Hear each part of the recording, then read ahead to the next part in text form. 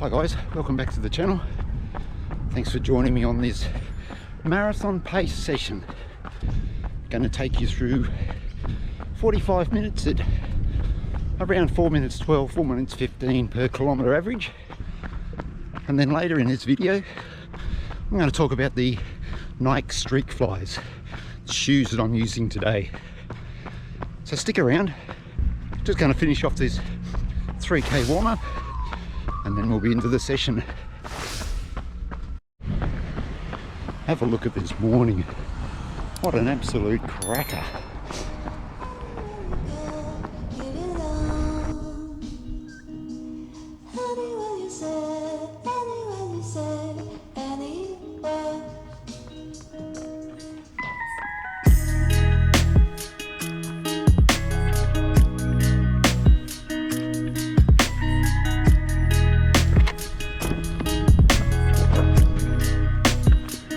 It's a little bit breezy, guys, but that's okay because who knows what we're going to strike on race day.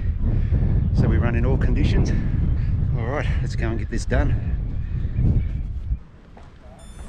And my pacing's been a little bit off since coming back from COVID, so really want to concentrate on hitting that 4:12s to 4:15 per kilometre average today. Now I'm 4 days since pacing the 3 hours 45 at the Brisbane Marathon, so but the legs feel pretty good. But this will be a good little test for them this morning. Get the Garmin ready. Let's get it done.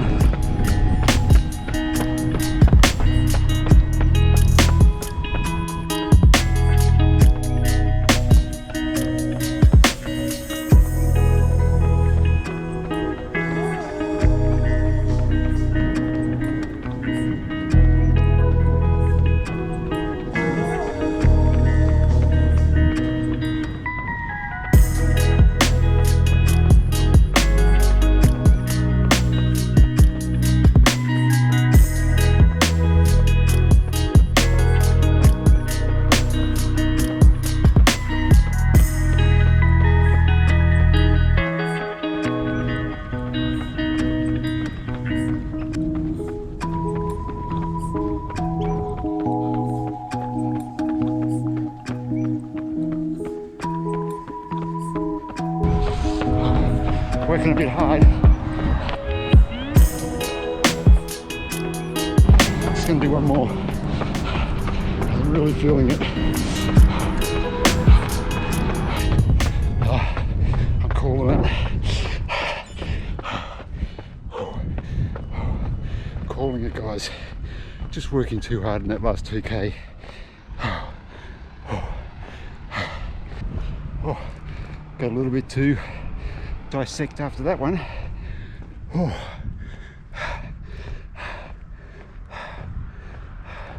42 minutes, 3 minutes short. Just got to listen to the body. Really felt the legs in that last 2 kilometers, and was just working way too hard. I was going to pull the pin at 8 and I thought, no, come on, do one more. Got to 9, come on, one more, get back to the start. 10k, but that's enough. Body's still feeling Sunday from that Brisbane Marathon.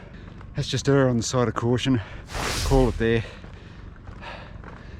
and just yeah, we'll go home, we'll dissect that session, and we'll talk a little bit about the Nike Streakflies. All right, let's go and do a cool down. Water.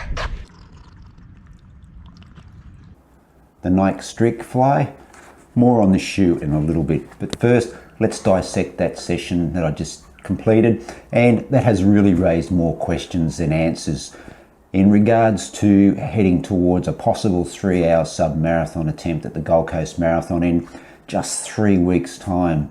Now, I did say before that session that it was going to be a really good test for the legs because just 3 days post running the Brisbane Marathon, where I did that 3 hours 45 pacing, even though that was a comfortable pace for me and what I would consider a long, slow run, I don't think I really took into account that it was a reasonably hilly course, and I think I was still feeling it in the legs for that session. but I did really think that I would be able to hold that pace a little bit more comfortably than I did. It's really raised some doubts in my mind. And also I have to remember too that COVID that I had about 6 weeks ago now really did wipe out a big chunk of this marathon training block. If you've been watching the channel for a while, guys, you know that I had the Ultra Trail Australia 100 kilometre event that was due in May, was postponed, and I quickly moved into a 10-week marathon training block. But 2 weeks in, I got COVID, and COVID pretty well wiped me out for 4 weeks. In a 10-week training block, I have lost 4 weeks, and maybe, just maybe, I'm not in shape to run a sub-3 hour marathon at this moment. I'm not giving up yet. I have picked up that training block again this week, and then I'll do it next week. So that's weeks 7 and 8 of that training block, and then there was going to be a 2-week taper. I may shorten the taper a little bit, I'm not sure at this stage, and I'm still not 100% sure whether I will have a crack at that 3 hours at Gold Coast. In the back of my mind, I'm thinking if I go to the Gold Coast and I'm not in 3 hour shape, I do run the risk of blowing up and maybe even wiping myself out for the Melbourne Marathon in 3 months' time. I do have the Melbourne Marathon as a backup. Maybe I go to the Gold Coast and just run a really strong marathon without going too deep into the well and concentrate on the Melbourne Marathon. I don't know. I've got another big long run session tomorrow. So get that one out of the way, get the next week out of the way as well, and I think I'll be in a bit of a position to make a decision on that Gold Coast Marathon sub-3 hour marathon attempt at age 56, because I'll have a birthday between now and then. At the moment, guys, I've got to be completely honest with you, I am 50-50. That session did just sort of knock my confidence around a little bit. I did think that maybe I was a little bit further advanced than that, but obviously I haven't rebounded as quickly as I thought after that Brisbane Marathon, and just maybe I'm still feeling some little effects of COVID. But let's see what the next 10 days brings, then I can make a definitive decision on the Gold Coast Marathon. And I've got to say a shout out to Dean too, who's driving one of the 3 hour 10 pacing buses there at the Gold Coast. He's reached out and said, come and join us if you're not having a crack at that 3 hours. So who knows, Dean, I might be on that bus come July 3. So I've got plenty to ponder over the next 10 days. Just got to keep doing the sessions and see what happens, see what shape the body's in, and fingers crossed, because I really do want to have a crack at the 3 hours, but I'm also mindful that I don't want to wipe myself out and then ruin my chances of doing a full marathon training block into the Melbourne Marathon in early October. All right, now let's talk a little bit about these shoes, the Nike Streakfly. If you've been watching the channel for a while, guys, you know that I was quite critical of Nike and how they released this shoe here in Australia. They just drip fed it. It was almost like a secret launch or a secret release when these shoes dropped. There was just nowhere near enough stock for the amount of demand. I missed out the first time around. Luckily, I got a pair in the second release, but it went just as quickly, and I have just noticed also on the website that they are actually sold out. Look, you know, kudos to the Nike marketing department for creating and generating so much hype around these shoes. They're a nice shoe to run in, don't get me wrong. I've had 3 runs in these shoes. I did a 10K time trial where I paced Graham. You may remember Graham did that marathon at the Sunshine Coast last year, which featured here on the channel. I've also done a half marathon pace session in these as well, intervals 6 by 6 minutes, between 4:05 and 4:10 pace, and then the session that you've just seen. I like the shoes, don't get me wrong. Maybe I don't get the hype that a lot of other people have spoken about these shoes. They do really give you a nice, comfortable ride. I did have an issue with them early on. I'm not sure if you're going to be able to see in the back there, there's like a little padding around there. The first probably 10 or 15 minutes in the shoe, I did feel like it was going to rub and cause a blister.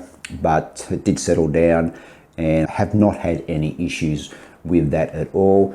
Really nice fit over the foot, laces down really well. Look, it has been marketed as a 5 and 10 kilometre shoe, and I guess if you don't want to pay the big bucks for the carbon plated super shoes for those shorter distances, this is probably a pretty good alternative. It fits really well in my rotation for those intervals, tempo days up to about 10 or 12k. Would I use it in a race? I probably would run a park run in it. I don't know if I would run a 10 kilometre in it. I think there's other shoes that I have in my rotation that I would prefer to run a 10k in, namely the New Balance Fuel Cell RC Elites, the version 1 and version 2, New Balance Fuel Cell Rebel version 2s over this shoe. So when I ran in this shoe the first time, it was wet, had no problems with traction. It does really promote you through your gait well. Obviously, it's not as good as the super shoes, the carbon plated shoes, because it doesn't have the carbon plate. All right, guys, that's where things sort of stand at the moment, heading towards the Gold Coast. 3 weeks to go. Man, it's come around so quick. I guess having COVID didn't really help in my preparation for that, but these things happen. We roll with the punches, roll with what we've dealt with. That's about it for now, guys. Stay safe, stay healthy, and remember, run free, run happy, and I'll catch you in the next video.